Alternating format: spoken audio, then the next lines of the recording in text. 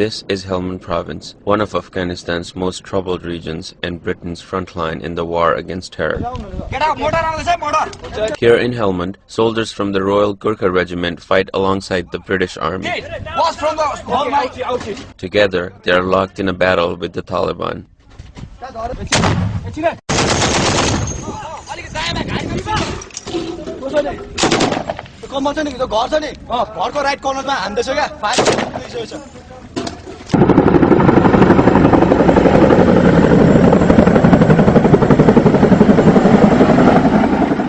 Thousands of miles from their homes in Nepal, the Gurkhas are fighting in a country where they share more in common with the Afghans than any other group in the coalition forces. The name Gurkha comes from the town of Gorkha in western Nepal. The Gurkhas have been fighting for the British since 1815, when groups of Nepali soldiers were recruited by the East India Company. Since then, military men calling themselves Gurkhas have fought for the British in every major battle. Today, the soldiers are primarily here in Helmand, where a major offensive began this past summer. Their job is to mentor the Afghan National Police and work closely with the Afghan National Army.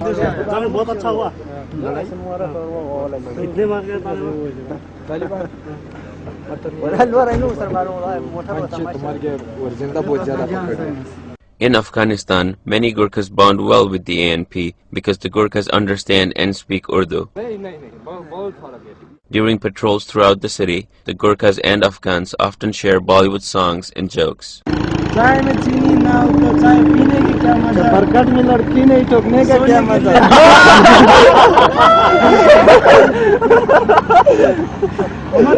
They're obviously coming from Nepal. They know about sort of tribal society and also the geographical situation of this being high altitude and everything. They're very well suited to. They've grown up in high altitude. Fitness-wise, it's not a problem for them really. And the cultural side of life, they just get it a lot better. They understand why these people aren't getting on with each other or why there's problems. They understand it. Afghan police say Gurkhas are like brothers as they fight together to protect Afghanistan. बल्कि सबसे प्यार मोहब्बत है हम ये हमारा मदद करता है और अफगानिस्तान की दिफा करता है बहुत अच्छा लगता है.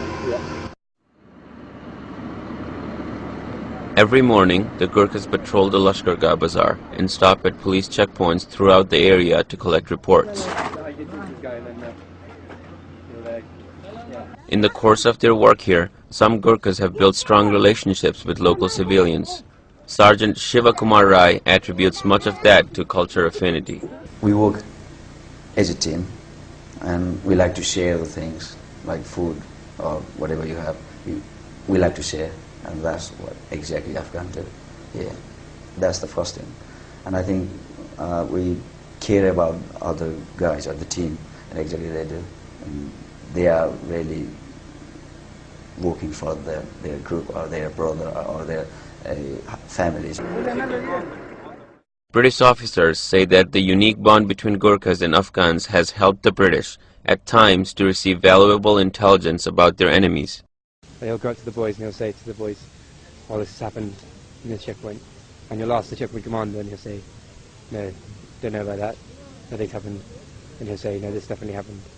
And you'll go to wherever he says, and then there's something happened there. Actually, that guy they have very good friends with, so he'll make a conscious effort to come and talk to the boys. But the strongest relationship the Gurkhas have is with their British counterparts. Living and working with the British, the Gurkhas have blended quite well into Western culture.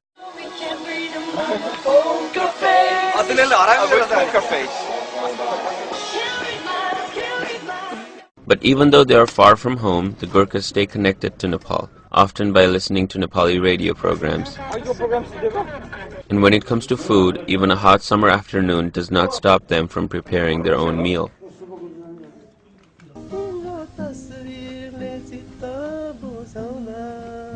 At the end of the day, the boys gather inside their tents with a guitar and sing Nepali songs. Songs about leaving their loved ones behind, songs about fighting far away from home, and songs about being a Gurkha.